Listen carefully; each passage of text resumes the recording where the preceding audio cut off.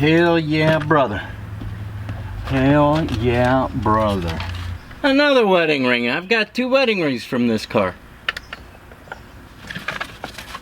It's trying to tell me something. Hey Fearless Mods fans, what is up? It's Biff and you're back for another episode on the 2019 Kia Stinger GTS. We have got the front frame welded in. I've gone through and sanded down most of the welds, so I just have a few of those left to go ahead and finish up, and then we'll go ahead and put a coat of primer on that and have it for safekeeping. And then it's time to move on and start looking into the future. So for the future of this car, we need to start thinking about things like fixing airbags and things that are a little bit longer term that I have to send out before I can get them back. And that includes pulling the seat so that we can get the driver's side airbag into the side bolster, and then that means that we got to take it to an upholsterer and have them go ahead and sew the seam back up for us, because I have never done that and I don't want it to look like crap. The blown seat belts, pull those out and send those to Safety Restore so we can get those redone. Thinking about maybe going with a cool orange on the belts to help kind of go with the theme of the car. We'll see what they have. Orange belts would be pretty sick, so I think better than just the orange stitching. I don't know.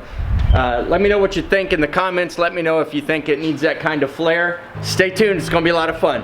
First thing I gotta do is clean all this up because it's a mess and I can barely walk around the car.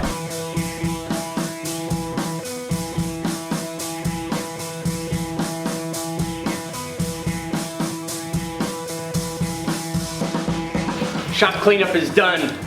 So now let's get into this seam sealer that I purchased when I got the paint for the car. And I wanted to get this one that has the OEM style applicators. It's actually a fast lane, performance grade, non-sag seam sealer.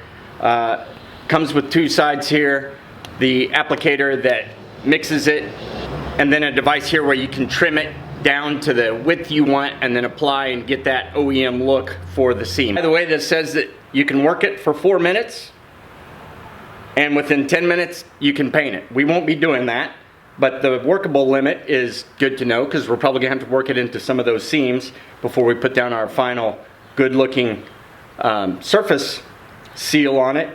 And then it has a 2-hour cure time. So this stuff is obviously has an activator agent that actually speeds up the hardening process.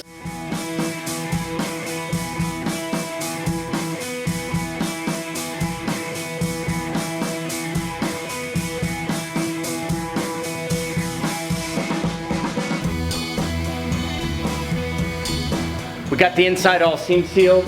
Went down pretty easy with that applicator. So now I'm going to pull off this wheel real quick so we can get the wheel well, and that will complete that portion of this job.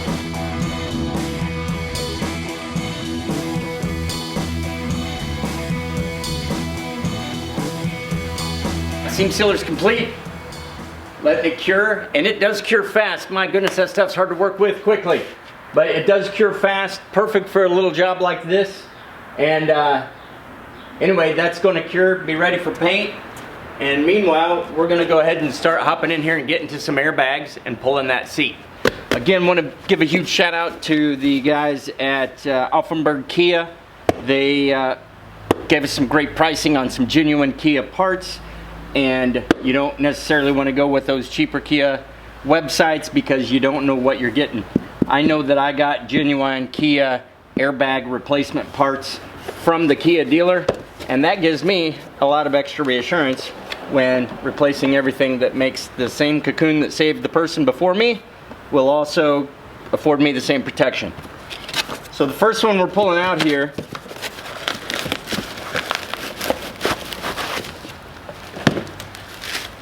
is the first one we see when we get in the car, and that is the good old driver's airbag. Look in here and see how we'll need to squeeze these wires to get all this to move. I am a little concerned, as I have seen before, the connectors that go right into the back of the initiator here can tend to get melted when the airbag blows. It gets quite hot when it does so.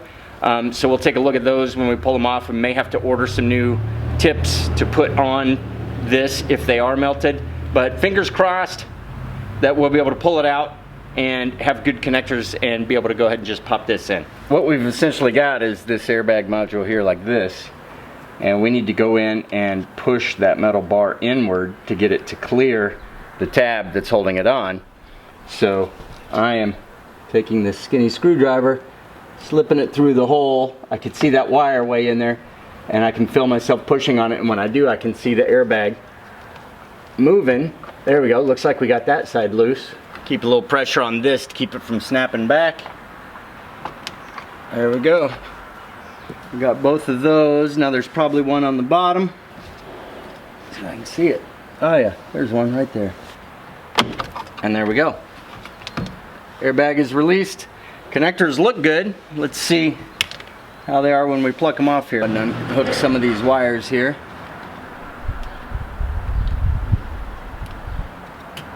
Give myself a little more room to work. That's what I was afraid of. Yeah. Those babies are fused to the module. We're just gonna go ahead and get this off of here for now.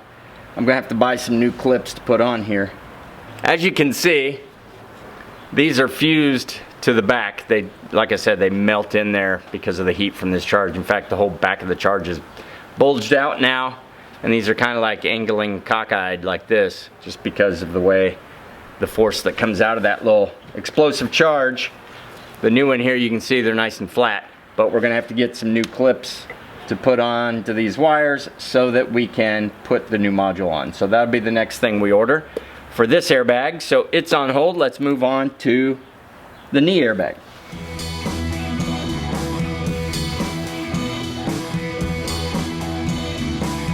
Alright, so we pulled the trim back here, plucked the side panel off, took out 2 screws here, revealed a little panel over here where we could get to a 3rd screw, Phillips heads for all 3, and then that just plucks off. Now we got a couple 10mm bolts here.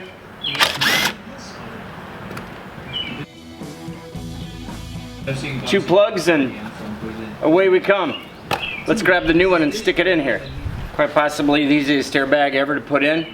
We'll stick our 2 connectors back on, our 2 10mm bolts, put everything back together, and the knee airbag is replaced.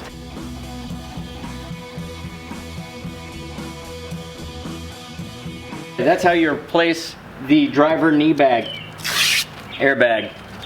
Super simple.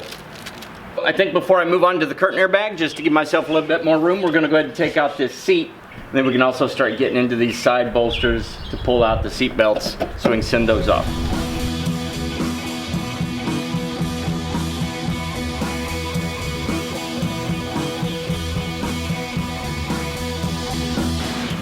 All right, seat is out, so might as well go ahead and take a look at this.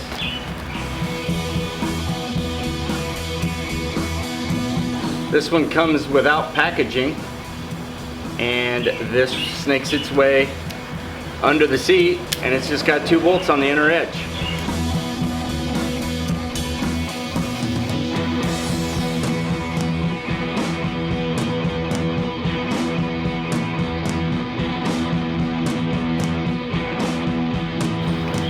All that remains on this is taking it to the upholsterer and having them sew it back up, make it look pretty.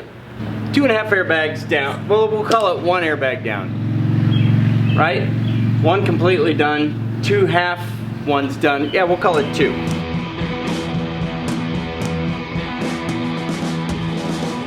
Busted ass bottom piece.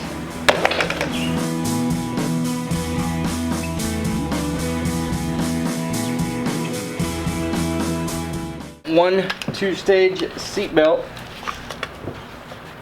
uninstalled. 2-stage because you got the pre-tensioner here on the lap side that cinches it down across your waist, and then you got the seat belt that blows the ball bearings in there to lock it up.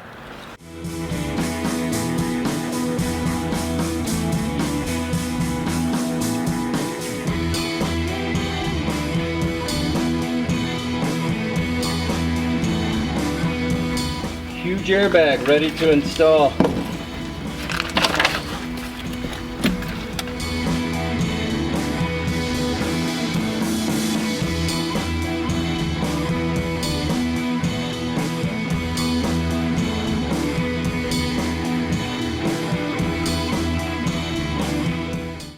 That one's locked and nobody was wearing it.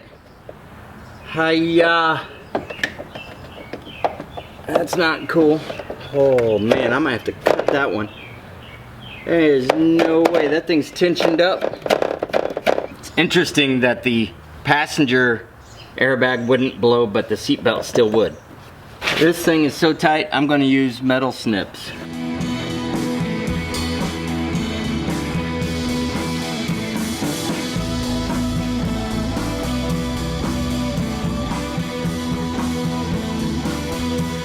Seatbelt number 2, along with pre-tensioner, removed.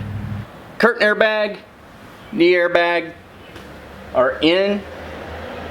The seat airbag is in. Still looking for a place to sew that back up. And the steering wheel, the connectors are on order. Seatbelts are out, ready to go. Over to safety restore. The only thing we have left is that module under here. So that's what we're going to do now, is go ahead and pull off the center console so that we can get to that airbag module and ship it off.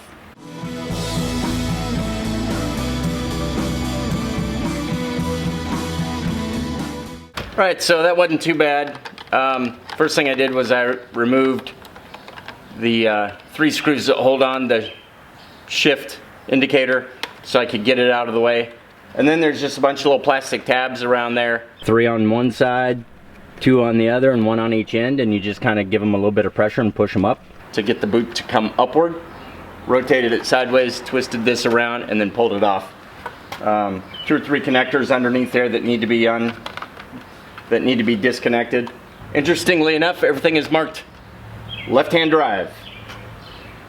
I can already see the module straight down here, but it's underneath the duct that runs through this, so still trying to look at how to pull this apart so that we can remove the whole thing and get underneath the duct.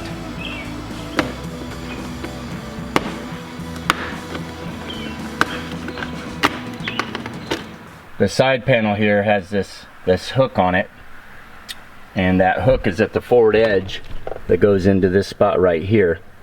So when you're peeling off these side panels, working from the back, you can see that's where all the clips are. Work your way forward, and then once all the clips are out, you can just slide this back and it comes free. And that reveals a couple of bolts up front here that might help us out, 1 on each side.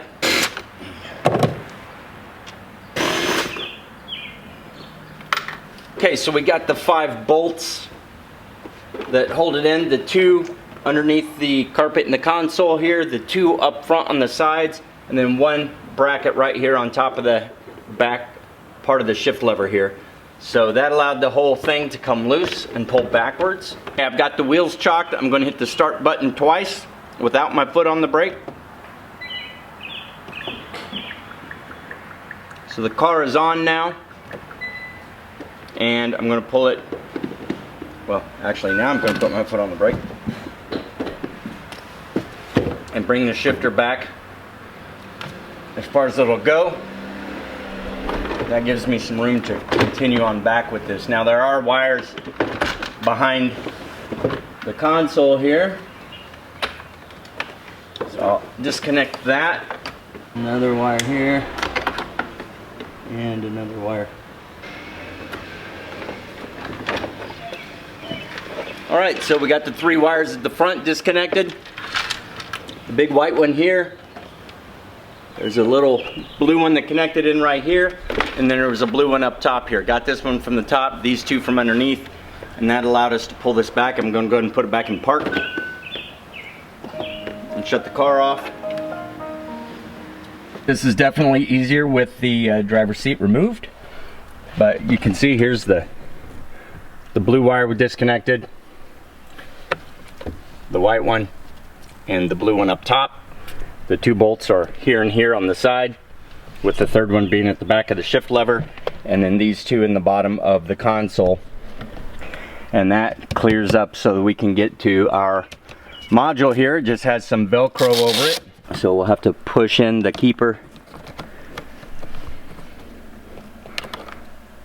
which allows us to then rotate that aft and disconnect the connector. Same thing on this side, and that allows us to rock these back and remove them. So now the connectors are out, and all that leaves is 3 10mm bolts. So we'll go ahead and pull those.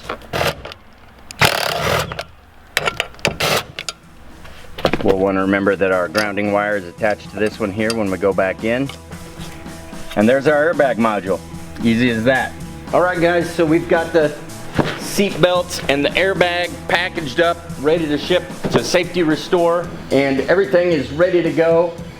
Just got to find a place to sew up my seat for me, and we'll get this stuff shipped off so that all this can be happening behind the scenes while we continue to work on the car. So that's going to be a wrap for this episode. Thanks for coming back. I hope you're enjoying the work we're doing here. Progress really seems to be moving along. I mean, we're at this point where we're shipping stuff off. That's a good sign, because we want to get it back so we can get this thing roadworthy ASAP, and that's not all that far off in the future. So thanks again. Please remember to go down below, click like and subscribe, and come back again for the next one. We'll catch you again real soon. Take care.